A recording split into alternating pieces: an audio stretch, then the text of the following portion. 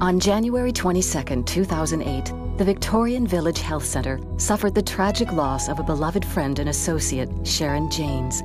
Her sudden death in a car accident devastated her coworkers. Vicki Caldwell knew from previous experience at Riverside what it was like to live through the unexpected death of a colleague. She immediately called Joni Ballou, imaging supervisor at the Victorian Village Health Center, to offer help. Vicki called me to offer coverage, grief counseling, anything that my staff needed and that patient care could go on. I wanted to go just to say goodbye and thank her for being the colleague that she had been.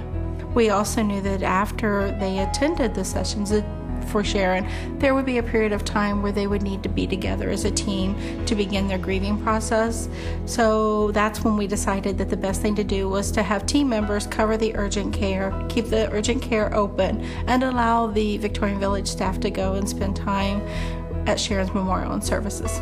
We had a few days to be able to prepare and get the team together, talk to Joni. Joni put together an abbreviated orientation and walkthrough of the unit. Obviously, coming from hospice, these women, they know how to communicate with patients and make them feel as if they're being taken care of, and they were willing to step in and do what needed to be done.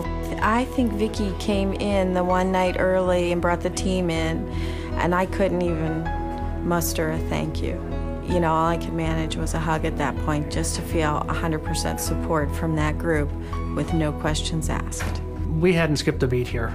It was business as usual. We took care of patients, did what we had to, and as part of an organization, that's our job. That's what we do. And the team did a great job, and they made us continue to work and be able to do what we had to do. And it was a solemn mood when we were all here, but we were able to continue to do what we needed to do for the community.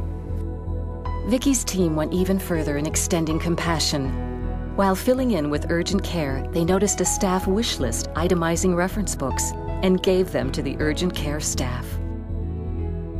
There never felt a time that I couldn't pick up the phone and call Vicki if I needed anything, whether it was during or after. I'm just quite thankful that Vicki and her team were able to come together and, pull for us during our time of need, and, allowed all of us to get to where we needed to go in order to say goodbye to Sharon. We've all had situations in our life where somebody stepped in, and this was another perfect example, but not just a family member or a neighbor. This is actually a business family member. And for them to step in and help out, you can't say thank you enough for Vicki and her team doing what they did. I think when you look at Ohio Health, we are on different centers, different service lines. It's not like being in a hospital where you're under one roof. You are spread out over the city.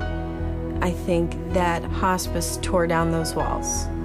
I don't think any words could state the appreciation I feel towards the hospice group. And I am really glad to be associated with that team.